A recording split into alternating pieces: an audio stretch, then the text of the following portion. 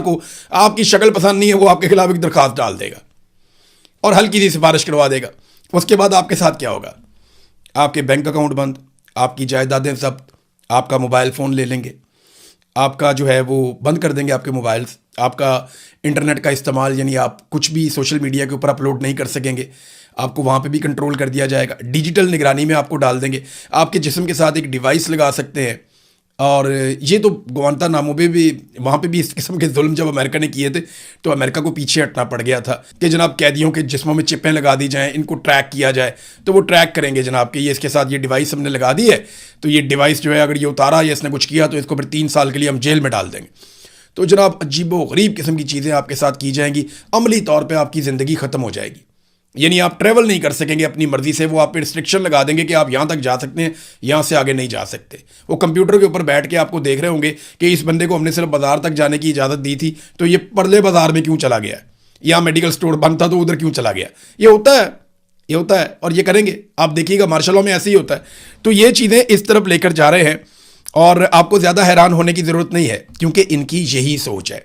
नवाज शरीफ भी बनना चाहता था अमीरुल मोमिनीन, जब परवेज़ मुशर्रफ ने बाद में मार्शल लॉ लगा दिया था। एक तो अमीरुल मोमिनीन नवाज शरीफ बन जाता, वो भी वही होना था कौम के साथ। परवेज़ मुशर्रफ ने मार्शल लॉ लगा के भी वही कर दिया कौम के साथ। तो फ़ौज कभी भी किसी मसले का हल नहीं होती। मसले का हल होता है साफ और शफाफ इलेक्शन। कौम फैसला करे कि किसने रहना है और किसने नहीं रहना। बहरहाल कौम को तो कभी फैसला ये लोग करने नहीं देते। बहरहाल आइन की खिलाफ वर्जी करते हुए अब एक मार्शल लॉ बिल जो है उसकी तैयारी अगले मराहिल में जा रही है। रोक सकते हो तो रोक लो, अगर नहीं रोकोगे तो मैंने पहले भी कहा, मैं अब भी कहता हूं कि बारी बारी सबकी बारी। एक बात और जो नजम सेठी ने की बड़ी इंटरेस्टिंग है, उन्होंने ये बताया कि जनाब ये आ क्यों रहा है। उसकी वजह यह है कि हुकूमत एक तरह से ये तस्लीम कर रही है कि पाकिस्तान तहरीक इंसाफ का जोर नहीं टूटा अभी तक। ये मैं मदर अब्बास साहब को सुन रहा था और भी बहुत सारे सीनियर तजियाकार हैं। देखिए ना, मैं कहूँगा तो मेरा तो थोड़ा सा इस एस्टेब्लिशमेंट के साथ फड्डा है। जो मौजूदा पाकिस्तान में एस्टेब्लिशमेंट है इसके साथ मेरा फड्डा है। इन्होंने मेरे साथ बहुत जुल्म किया, मेरे से मेरा मुल्क छीन लिया, मेरी आज़ादी छीन ली, मेरे से मेरे बहुत सारे हुकूक छीन लिए, मुझे बहुत तकलीफ़ दी इन्होंने। तो मेरा तो इनके साथ एक फड्डा है। अगर मैं बात करूँगा तो बात औक़ात आपको लगेगा कि शायद यार ये गुस्से में भी है। हालांकि मैं बहुत कोशिश करता हूँ अपने ऊपर कंट्रोल रखने की और मैं गुस्से से दूर रहकर अपना काम करता हूँ। लेकिन अब बहुत सीनियर लोग जो मीडिया में हैं वो ये कहना शुरू हो गए हैं कि पीटीआई का जोर नहीं टूटा इनसे, इन्होंने सब कुछ करके देख लिया और ये कोई ऐसा पॉलिटिकल बयानिया बनाने में कामयाब नहीं हुए जिससे ये पाकिस्तान तहरीक इंसाफ को कमज़ोर कर सकें या उनके वोट बैंक को हिला सकें। हाँ, इन्होंने ऑप्टिक्स ज़रूर क्रिएट कर लिए, जाली इलेक्शन ज़रूर जीत लिए, लेकिन जब भी कभी लोगों को मौका मिलेगा फ्री एंड फेयर इलेक्शन में लोग बड़े पैमाने पर निकल कर उसी तरह पाकिस्तान तहरीक इंसाफ को वोट डाल लेंगे। और ये बात पाकिस्तान की मिलिट्री एस्टेब्लिशमेंट और सारे जानते हैं। तो अभी जनाब एक और इलेक्शन आ रहा है कि बल्दियाती इलेक्शन पंजाब के अंदर, तो उससे भी इन्हें खौफ है कि वहाँ पे लोग निकलेंगे और पाकिस्तान तहरीक इंसाफ को वोट डालेंगे। अगर एक इलेक्शन भी पाकिस्तान की मिलिट्री एस्टेब्लिशमेंट ने पब्लिक पे छोड़ दिया और इलेक्शन कमीशन के ऊपर दबाव ना डाला जाली फार्म 47 के लिए, तो पूरी की पूरी PMLN, उनकी लीडरशिप नवाज शरीफ से लेकर नीचे तक सारे के सारे बुरी तरह एक्सपोज हो जाएंगे, जैसे 2024 में 8 फरवरी के इलेक्शन में ये लोग एक्सपोज हो गए थे। नादरीन, अब सुहेल अफरीदी साहब ने एक स्टेटमेंट दिया है और एक सख्त स्टेटमेंट है उनकी तरफ से, क्योंकि 5 अगस्त करीब आ रही है। अगर तो 5 अगस्त का मोमेंटम बनाना है तो पाकिस्तान तहरीक इंसाफ को वो अनाउंसमेंट करनी चाहिए थी जो उनके इंटरनल मीटिंग में डिस्कस हुई थी। मुझे ये इन्फॉर्मेशन मिली थी कि पाकिस्तान तहरीक इंसाफ में ये डिबेट हुई थी कि 5 अगस्त को मुल्क गिर एहतजाज किया जाए, 5 अगस्त को पूरे मुल्क को निकाला जाए और फैसला कुन एक लॉन्ग मार्च किया जाए, और इस किस्म की तजावीज़ आ रही थी। लेकिन फिर अचानक से सारा कुछ एवेपोरेट हो गया, सब खामोश हो गए, ये खबरें कहीं दब गई, किसी ने अनाउंसमेंट भी नहीं की। मेरे ख्याल में आखिरी दिनों में अनाउंसमेंट करेंगे, चंद दिन पहले, जब तैयारी का वक्त नहीं बचेगा।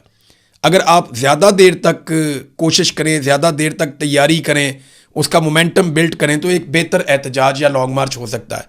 लेकिन अगर आप कहें जी मैंने फ़ौरन करना है, तो फिर तो वो नहीं होता ना, फिर तो जैसे एस्टेब्लिशमेंट चाहती है फिर उसी तरह का होता है। बहरहाल सुहेल अफरीदी ने कहा कि सिक्योरिटी फोर्सेज को पैगाम देता हूं, एहतजाज हर सूरत होगा, गोली चली तो पहला सीना मेरा होगा। वैसे अली अमीन गड्डापुर ने भी यही कहा था, सुहेल अफरीदी साहब ने भी उसी तरह का स्टेटमेंट दिया है। जो होगा वो फिर हम देखेंगे। सोहेल अफरीदी ने कहा कि सिक्योरिटी फोर्सेज को पैगाम देते हैं इमरान खान से मुलाकात के लिए हमें एहतजाज करना है। अगर किसी ने मुजाहिरीन पर गोली चलाई तो वो बेगैरत होगा, और जो गोली चलाने का कहेगा वो भी बेगैरत होगा। ये भी उन्होंने जनाब बेगैरत कहना शुरू कर दिया। फिर उसके बाद उन्होंने अपने कुछ तरक्याती मनसूबे और चीज़ों के बारे में बताया। लेकिन सोहेल अफरीदी ने यह नहीं बताया कि ये जो सवाबदीदी फ़ंड है, इसके बारे में जो ARY ने खबर छापी वो खबर ठीक है या गलत है। क्योंकि उस खबर के मुताबिक सवाबदीदी फ़ंड को लगभग 700% से ज़्यादा बढ़ा दिया गया है। हालांकि इमरान खान साहब ने कहा था कि सवाबदीदी फ़ंड जो हैं वो सिफर होंगे, वो नहीं होंगे। बहरहाल ये सोहेल अफरीदी ने कहा कि हम एहतजाज करेंगे मुलाकात के लिए और इमरान खान साहब से मिलने के लिए हम पूरा जोर लगाएंगे। मेरे ख्याल में अगर इन्होंने कोई कॉल दे दी 5 अगस्त की, तो उससे पहले शायद इमरान खान साहब से कोई एक आधी मुलाकात करवा दी जाए। तो अब मामला इमरान खान की रिहाई का नहीं है, अब मामला इमरान खान से मुलाकात करने का है। देखिए, आसिम मुनीर साहब की एक बड़ी कामयाबी तो यह है कि पाकिस्तान तहरीक इंसाफ के ऊपर लोगों का एतमाद बहुत हद तक मुतजलजल हो गया। अब हम ये बार बार सुनते हैं कि जनाब इमरान खान की फैमिली को कोई किरदार अदा करने दिया जाए जब तक कि इमरान खान साहब जेल से बाहर नहीं आ जाते। इसलिए कि वर्कर अब लीडरशिप से अब वो एनर्जी ले ही नहीं रहा। उसे लगता है कि जो सबसे मेन आदमी है इमरान खान, उसके लिए लीडरशिप काम नहीं कर रही, और इमरान खान की फैमिली के अलावा शायद कोई वफादार बचा नहीं है। ये अब कारकुनों के अंदर सोच पैदा हो गई, और अब ये मुतालबा भी आपको सोशल मीडिया पर नजर आता है। अच्छे खासे पाकिस्तान तहरीक इंसाफ के लीडर्स हैं जो कह रहे हैं कि इमरान खान साहब की फैमिली को आगे किया जाए और वो एहतजाज को लीड करें जब तक इमरान खान बाहर नहीं आ जाते। अब इस किस्म की बातें जो हैं वो इमरान खान साहब की पार्टी के अंदर से हो रही हैं, और कारकुन इसके ऊपर बड़ा जोर भी दे रहे हैं। तो ये एस्टेब्लिशमेंट की एक कामयाबी है कि एक तो उन्होंने लीडरशिप को काफ़ी मुतनाज़ कर दिया, और दूसरा उनकी कामयाबी ये है कि लीडरशिप के जो मुतालबात थे वो इमरान खान साहब की रिहाई, उनकी आज़ादी, उनके ऊपर जाली मुकदमात का खात्मा, मैंडेट की वापसी, इन चीज़ों से हटकर वो यहां तक आ गए कि जनाब इमरान खान साहब को अस्पताल ले जाएं और जनाब आप हमारी इमरान खान साहब से एक मुलाकात करवा दें। यानी वो मुतालबात जो एक पीक थी उनकी, वो बहुत ऊंचे लेवल के मुतालबात थे, वो अब बड़े निचले लेवल तक आ गए हैं। और ये मिलिट्री एस्टेब्लिशमेंट ने अपने जुल्म के जरिए से किया है, और पाकिस्तान तहरीक इंसाफ की लीडरशिप एक एक कदम करके पीछे हटती रही मफामत के चक्कर में, और आज अब वो वहां खड़े हैं कि वो कोई बड़ा मुतालबा भी नहीं कर रहे। नादरीन, अमेरिका और ईरान के मुज़ाकरात अब कतर में शुरू होने जा रहे हैं। ये एक बड़ी डेवलपमेंट है, और इसमें जो खबर है मेरे पास वो ये है कि अमेरिका ने और ईरान ने एक दूसरे के ऊपर दोबारा से हमला किया, और उसके बाद दोहा के अंदर अब मुज़ाकरात होंगे अमेरिका के और ईरान के, और ये बराह रास्त मुज़ाकरात होंगे, और एक हॉटलाइन भी कायम की जाएगी अमेरिका की और ईरान की फोर्सेस के बीच में। यानी इन दोनों फ़ौजों के बीच में एक हॉटलाइन कायम की जाएगी ताकि किसी भी हंगामी सूरत हाल में जवाबी हमला करने से पहले ये एक दूसरे से रब्ता करके पूछ लें कि जनाब ये काम आपने किया है या कोई तीसरा कर गया। तो ये एक अच्छी बात है, ये हो जाना चाहिए, और ये कतर की तरफ से एक आइडिया है। इस पर अगर अमल दरामद होता है तो ये ज़रा बेहतर रहेगा, एक बड़ी लड़ाई से बचने में मददगार भी साबित होगा।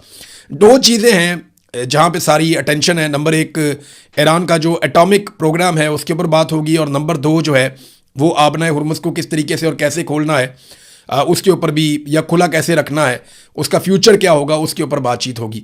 बाकी तो सारे मामला ईरान के फ़ायदे के हैं। अमेरिका के नुक्ता नज़र से तो ये दो चीज़ें इंपॉर्टेंट हैं, बाकी ईरान के फ़ायदे की चीज़ें। बहरहाल मंगल से दोबारा ये बातचीत शुरू होने वाली है, और आज इमरान खान साहब के दो केसेस इस्लामाबाद हाई कोर्ट में लगे हुए हैं, जिनमें इमरान खान साहब की कैद तन्हाई के हवाले से अलीमा खानम और बुशरा बीबी की कैद तन्हाई के हवाले से उनकी बेटी ने केस किया हुआ है। तो आज देखते हैं कि उन केसेस का क्या बनता है इस्लामाबाद हाई कोर्ट में।